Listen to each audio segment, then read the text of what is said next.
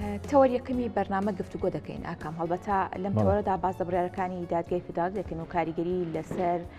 سیاست هێرمی کوردستان هەم لە ڕووی سیاسی و هەم لە ڕووی ئابووریشەوە ئەوەی ئاگادارین کە دوێنێ دادگای فیدراڵی چەند بڕیارێکی دەرکرد تایبەت بە کورسی کۆتاکان بازنەکانی هەڵبژاردن و هاوکات تایبەت بە ناردنی موشەی فەرمانبەرانی هەرێمی کوردستان بەڵێ ئەم بڕیارانە چ کاریگەریەکی لەسەر باردۆخی سیاسی هەرێمی کوردستان جێدەدات لەگەڵ ئەوەی کە دادگای فیدراڵی کاتێک بڕیارێک دەردەکات و پێویستە ئەو بڕیارە جێبەجێ بکرێت بەڵام دەبینی لە ماوەکانی ڕابردووشدا کە دادگای فیدراڵی چەند بڕیارێکی دەرکردو بەڵام تا ئێستا ئەم بڕیارانەش جێبەجێ نەکراون دەکرێت ئەم بڕیارانە جێبەجێ نەکرێت و بە شێوەیەکی گشتی لە ڕۆی یاساییەکەوە چۆن خوێنەوە بۆ ئەم بابەتانە دەکرێت ئەم بابەتانە گفتوگۆ دەکەین بە میوانداری زۆر بەڕێز دکتۆر تارق جەوهەر کە بەڕێزیان چاودێری سیاسین ڕاستەوخۆ لە هەولێرەوە لەگەڵمان دەبن دکتۆر سپاس بۆ ئامادەبوونی بەڕێستان سەرتا لە بڕیارەکانی دادگای فیدراڵیە و لە هەڵبژاردننی پەرلەمانی کوردستانەوە دەست پێ دەکەین بە شێوەیەکی گشتی خوێنەوەی بەڕێستان بۆم بڕیارانە چییە و چ کاریگەریەکی لەسەر بارودۆخی سیاسی هەرێمی کوردستان دەبێت دکتۆر بەیانیت باش بەیانیت باش زۆر سپاس کام ڕێز و سڵاو بۆ جەنابەت و بۆ خوشتی بەڕێزمان و بۆ بینەرانی خۆشەویستی کورسات نیوز دەستیدا ئەو بڕیارانەی کە دادگای فیدراڵی دوێنێ دەری کرد ئەمە بڕیارێک بوون کە خەڵکی کوردستان چاوەڕوانی دەکرد بۆ ئەوەی زووتر بڕیارێک دەربچێ کێشەی یاسای هەڵبژاردن لە هەرێمی کوردستان چارەسەر بکات چونکە خودی پرۆسەی ئەنجامدانی خولی شەشەمی هەڵبژاردننی پەرلەمانی کوردستان بەندە بە یاسا ئەگەر یاسایەک نەبێ ژنگەیەکی یاسایی نەبێ بنەمایەکی یاسایی نەبێ ناتوانانی هەڵبژاردن بکەیەوە ئەو لایەنەی کە ڕێکی دەخاچەیە بێگومان ئەمجاریان کۆمیسیۆنی هەڵبژاردننی سەربەخۆی هەڵبژاردن لە عێراق ئەمانە بابەتی گرنگ بوون ئێتر لێرە بەدواوە دەستی سەرۆکچی هەرێمی کوردستان کراوەیە لەگەڵ هێز و لایەنە سیاسیەکان دابنیشێ بۆ ئەوەی وادەیەکی تازە بۆ ئەنجامدانی خولی شەشەمی هەڵبژاردننی پەرلەمانی کوردستان دیاری بکە پێشتر سێ جار ئەو وادەیە لەلایەن سەرۆکی هەرێمی و دیاریکرا بوو بەڵام بەهۆی نەبوونی جۆرێک لە ڕێکەوتن لە نێوان لایەنە سیاسیەکان دید و بۆچوونی جیاواز لەسەر سیستەمی هەڵبژاردنەکە لەسەر کۆتای پێکاتەکان کۆمەڵی خاڵی جەوهەری بوون کە جێی مشتومڕ و ناکۆچی نێوان لایەنەکان بوو لە کوردستان پێشەوەی پەرلەمانیش لەلایەن دادگای فیدراڵیەوە هەڵبۆشێتەوە یاخود درێژکردنەوەکەی بە نادەستوری و نایاسایی وەسف بکرێ و ئەو پەرلەمانە هەڵبۆشێتەوە دیسان کێشەکە نەگەیشتنە ڕێکەوتن بۆیە تۆپەکە کەوتە گۆڕەپانی دادگای فیدراڵی عێراق و ئێستاش من پێم وایە دەرفەتێکی باش لە بەردەم سەرجەم لایەنەکان هەیە بۆ ئەوەی ڕێککەون لەسەر وادەیەکی تازەی هەڵبژاردن بەڵام نابێ وادەکە زۆر دواب بکەوێ من پێم وایە لە ڕۆژانی داهاتوو لە هەفتەی داهاتوو ڕەنگە سەرۆکی هەرێمی کوردستان ئەو وادەیە دیاری بکات چونکە چەند ڕۆژێک پێشستا لەگەڵ کۆمیسیۆن کۆبوونەوە و لەگەڵ یونامی نوێنەرایەتی نەتەوە یەکگرتوەکان کۆبوونەوە بۆ ئەوەی باس لەوە بکەن پەلە بکرێت لە ئەنجامدانی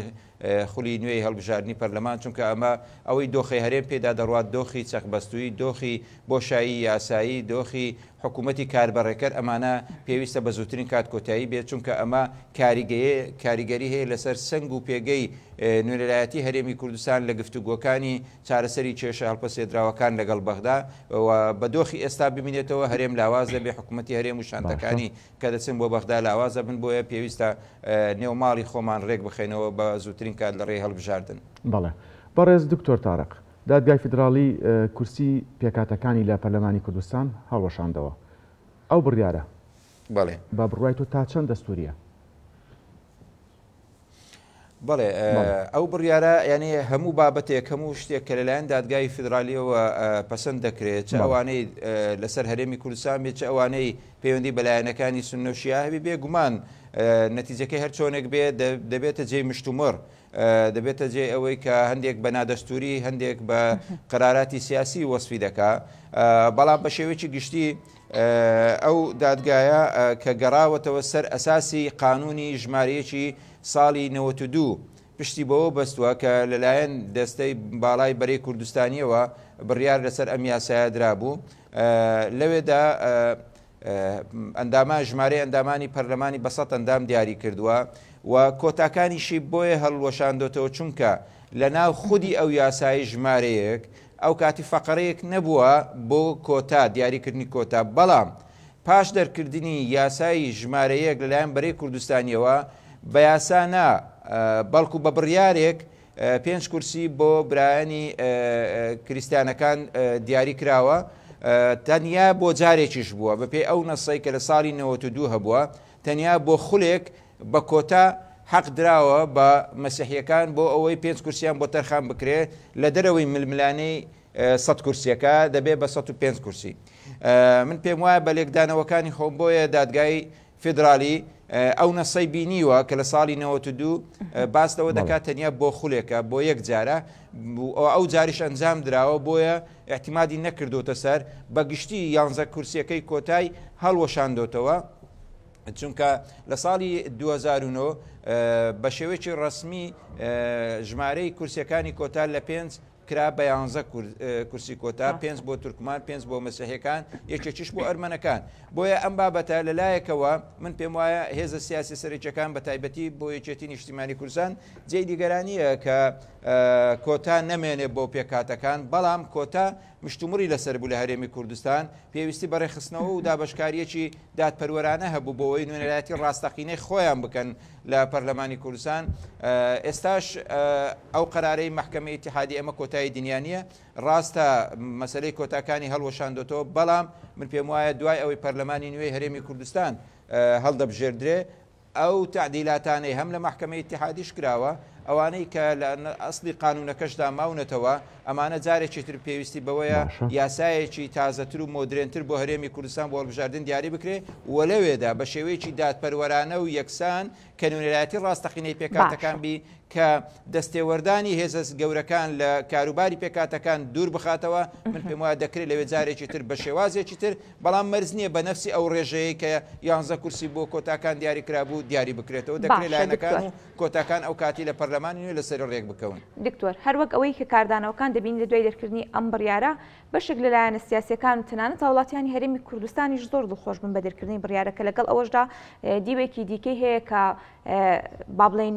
کۆتاکان بەم بڕیارە ڕازینین ڕەخنیان هەیە و هەندێک لایانی سیاسی باز لە دەستوری بوونی ئەم بڕیاران دەکەن بە شێوەیەکی گشتی ئەم ڕەخنانە ئەم لێکنیزیکان کە لە ئێستشا لێک نزیک بوونەوەنی لە نێوان لایەنە سیاسیەکان لە پاش دادگای فیدراڵی کاریگەری لەسەر هەڵبژاردن بەجێ دەهێڵێت. بەتەکیید کاردانەوەکان چاوەڕوان کراو بوو بێگومان هەر بڕیارێک دەردەچێت بەشێک زەرمەندە بەشێک دڵی پێخۆشە و بەشێکیشیانی زۆر لای مهم نییە و بڕیارانە چییە بۆیە کاردانەوەکان ئاساییە بەڵام برێ کاریگەری هەبێ و کاردانەوەنە لەسەر پەخستی پرۆسی هەڵبژاردن من پێم وانە کاریگەری هەبێت چونکە دوجار دەبێت پرۆسی حکومڕانی پرۆسی سیاسی لە هەرێمی کوردستان جارێکی تر لە ڕێی هەڵبژاردنێکی نوێی پەرلەمانیەوە ڕێک بخرێتەوە و ئەو کاتی سنگ و قورسایی هەم هێز و لایەنە سیاسیەکان هەم پێکاتەکانیش بە حەقیقی دەردەکەوێ چونکە تا ئێستاکە هەندێک لە پێکاتەکان ڕەنگە بە 5 کورسیەکەش رازی نەبوون هەندێکیان وەکو تورکمانەکان داوایان دەکرد کە ئێمە دەبێ کورسی زیاترمان بدێ باشە تورکمان لە عێراقدا بە پێی قەراری مەحکەمەی ئیتیحادی عێراقی و بە پێی قەراری یا قانونی هەڵبژاردننی عێراق کۆتایان نییە لەبەرەوەی بەنەتەوەی سێەم لە دوای کورد و عەرەب دێن و هەروەها خۆشیان نکۆڵی لەوە ناکەن کە دەڵێن ئێمە پێکاتەنینی ئەمە نەتەوەینە نەتەوەی سەرچین لە عێراقدا کەواتە پێویستیان بە کۆتا نییە مادام ژمارەشیان ئەوەندە زۆرە ینی هەرخۆیان ڕەنگە پێویستیان بەوە نەبی بەڵام من پێم وایە بۆ ئەوان ڕەنگە هەڵبژاردنە ڕوبەڕووی ئاستەنگ و قورسایی ببنەوە بەڵام بە دوو ڕێگە دەتوان خۆیان دەرباسکەن یا ئەوەتە لە نێو خۆیاندا لیستێکی هاوپەیمانی بۆ مەسەلەن پێکاتەکانی خۆیان دروست بکەن یا ئەوەتە لایەنە سیاسیەکانی سەر بە پێکاتەکان خۆیان دابەشە بن لەگەڵ هێزە کوردیەکان یا هێزە سەرچێ کوردیەکان جۆرێک لە هاوپەیمانەتی دروستەکەن دەستە نێو لیستەکانی ئەوان لە ڕێ ئەوانەوە جارێکی تر دەتوانن بێن لە نێو پەرلەمان نوێنەرایەتی خۆیان بکەن. بەڵێ دکتۆر هەر سەبارەت بە هەڵبژاردن سەبارەت بە بڕیارەکەی دادگای فیدراڵی کە هەرێمی کوردستان لە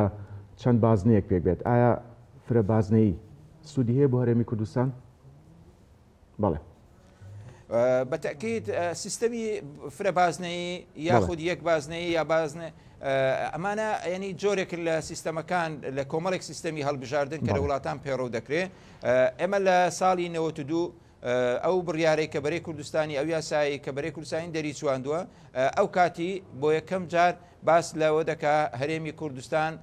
لە چوار ناوچەی هەڵبژاردن پێک دێ واتە هەرێمی دابش کردووە بەسەر فرە بازنەیی یەک بازنەیی نەبووە بەڵام یەک بازنەیی لە ساڵی 2004 لەلایەن پەرلەمانی خولی گواستنەوە تعدیل کرا بۆ ئەوەی سیستەمی هەڵبژارنی هەرێمی کوردستانیش وەکو سیستەمی هەڵبژارنی عێراقی لێ بکرێت چکە عێراق لە ساڵی 2005 یاساکەی یاسای یەک باز نەبوو یعنی هەموو کەس لە عێراق یەک بازنە بەشداری دەکرد هەموو پارێزگاکان لە چوارچەوە یەک باز نەبوو بۆیە هەرێمیش ئەو کاتی ویستی خۆی بگونجێنی لەگەڵ ئەو قانونی عێراقیدا کردی بە یەک بازنەوە سیستەمی یەک بازنەیش تاقی کرایەوە بۆ خولی دووەم خولی سێم خولی چوارەم و خولی پێنجەم واتە چوار خول بە یەک بازنەی بەڕێوەچوو بەڵام بەتەکید گلەیی لێکەوتەوە ناڕزایی لێکەوتەوە ناداتپەروەری لە نوێنایەتی ڕاستەقینەی پارێزگاکانی لێکەوتەوە هەندێک پارێزگا بە ژمارە دانیشتوانی کەم نوێنەری زیاتریان دەبێت لەو پارێزگانەی کە ژمارەی دانیشتوانیان لە هەرێمی کوردستان لە پارێزگاکانی تر زیاترە ئەمە جۆرێک لە نیگەرانی کاریگەری هەبوو لەسەر تەوازوناتی هێز لە نێو پەرلەمان و لەسەر ڕێژەی کوتلە سیاسیەکان لە نێو پەرلەمان بۆیە ئەو دەنگانی کە بەرز بۆ بە تعدیلکردنی ئەو بابەتانە ئەمە دەبواایە لایەنە سیاسەکان لە ناوخۆی هەرێم پێشەوەی پەرلەمان بکەوێتە دۆخی تێپەڕبوونی ماوەی یاسای خۆی لێرە قانونەکە تعدیل بکرێت بۆ ئەوەی هەرێم تووشی ئەو فۆراغ و بۆشایە نەبێ تووشی ئەو ئەستەنگانە نەبێت تووشی تەدەخولاتی محکەمەی اتحادی نەبێ و ئێستاش ئەمە سەرەتایەکە بەڵام من دای خۆم تێبینی مەیە چونکە مەسەلەکە هەر پەیوەندی بەوەی نییە من پێم وایە فرەبازنەی ئەم جارە باشترە تاقی بکرێتەوە بۆ هێز و لایەنە سیاسیەکان بۆ پێکاتەکان بۆ ئەوەی نوێنەرایەتێکی ڕاستەقینەی باشتر لە نێو پەرلەمانی کوردستان بکەن بەڵام یەکێک لەو مادانەی کە هەڵی وەشاندۆتەوە کە من پێم وایە ئەمە جۆرێک لە نەمەتی سیاسی یاخود مۆرچی سیاسی بە بڕیارەکەی محکەمەی اتحادی دەدا لە دەسەڵاتێک کە پەرلەمانی کوردستان هەیبووە لەو ئەرک و دەسەڵاتانەی کە هەیبووە پەرلەمانی کوردستان لە مادەی هەڵوەشانەوەی مادەی 56 بڕگەی 2 ئەو بڕگەیە باس چ دەکات دەرێ بڕیاردان لەسەر ڕێکەوتنەکان و یەکلایکردنەوەی کێشە چارەنووسسازەکانی گەلی کوردستان دیاریکردنی پەیوەندی یاسایی لەگەڵ دەسەڵاتی ناوەندی مرکزی لە عێراق کە من پێم وایە ئەمە یەکێکە لە بڕیارە هەرێک گرنگ و چارەنووسسازەکان کە گەلی کوردستان لە ساڵی 92 لە پەرلەمانی کوردستان ممارەسەی کرد و پشتی پێبەست ئەویشەوە بوو بڕیاری فیدرالیزمیدا لە عێراقدا لە پەیوەندی خۆی لەگەڵ بەغدا دوجار ئەو بڕیارەی پەرلەمانی کوردستان بوو بە بنەمای عێراقی نوێ لایەنەکانی ئۆپۆزیسیۆنیش لەسەری ڕێکەوتن پێش ڕوخانی سەدام و دوجار بڕیاری فیدرالیزم کە پەرلەمان تەبەنی کرد بوو وەکو بڕیاری چارەنووسساز لە دەستوری عێراق زێگیر کرا بۆیە من پێم وایە ئەلێرەدا محکەمەی اتحادی ڕاستە ئەوانی در لایەنی تەکنیکی بووبن بەڵام ئەمە نیەتێکی سیاسیە لای محکەمەی اتحادی لە کەمکردنەوەی دەسەڵاتێک لە دەسەڵاتەکانی پەرلەمانی کوردستان کە ئەویش بڕیاری چارەنووسسازە ئەم بڕیارە چارەنووسسازە لە چوارچێوەی مافی چارەی خۆنووسین چۆن ممارەسە دەکەی گەلی کوردستان ڕەنگە لە پەرلەمانەکەی حەقی هەبێ لە دەورەی نوێ باز لەوە بکە پەیوەندیەکانم دەمەوێت لەگەر عێراق لەسەر ئەساسی کۆنفیدرالی ڕێک بخەمەوە ئەم بڕیاری محکەمەی اتحادی لەو فەقرەیە لە مادەی 36 بڕگەی 2 کە هەڵی وەشاندۆتەوە ئەم دەسەڵاتەی لە هەرێم کەم کردوتەوە پێم وایە ئەمە مۆرکێکی سیاسی هەیە کە پێویستە لایەنە کوردستانیەکان کاری لەسەر بکەن لە داهاتوودا بۆ ئەوەی ئەو بابەتە بە شێوەیەکی چارەسەر بکرێت. بەڵێ بەڕێز دکتۆر تارق چێ لە یەکبازنەی سوودمەندە و بۆچی چەند لایەنێک دژی بڕیارەکەی دادگای فیدراڵی وەستاونەتەوە سەبارەت بە بازنە بژارنەکان ئاکامجان ئەو پرسیارە بۆ دووبارەکەیەوە دکتۆر گیان چیە سوود لە یەکبازنەی ئەبینێت و ئەو لایەنانەی کە دژی بڕیارەکە وەستاونەتەوە بۆچی سەبارەت بە فرەبازنەی بەڵێ بەتەکیت هەر کەسێک پێی وایە بەدوای بەرژەوەندەکانی خۆی دەگەڕێت دەنجی ناڕزایی بۆیە بەرزەبێتەوە لە هەر بڕیارێکە دەرەچێت هەیە زەرمەندە هەیە سوودمەندە من پێم وایە ڕەنگە لە مەسلەی یەکبازنەیی ئەگەر با واقعی بین یەکبازنەی بۆ هێزە بچووکەکان باشە یەکبازنەی چونکە ئەگە دەنگێکی لە دهۆک هەبێ مەسەرەن چەند هزار دەنگێکی هەبی لەگەڵ ئەو دەنگانەی کە لە سلێمانی هەیەی یاخود لە گەرمیان هەیەی یا لە هەولێر هەیەی کۆ دەکرێتەوە ڕەنگە بگاتە بارتەقای کورسێک بۆ هێزە بچووکەکان بەڵام بۆ هێزەکانی تر من پێم وایە چ یەکبازنەی بی هێزە گەورەکان چ فرەبازنەی بی بۆوان کێشەیەکیان نییە چونکە قەبارە و قورسایی خۆیان لە ناو جەماوەرەکەی خۆیان هەر هەیە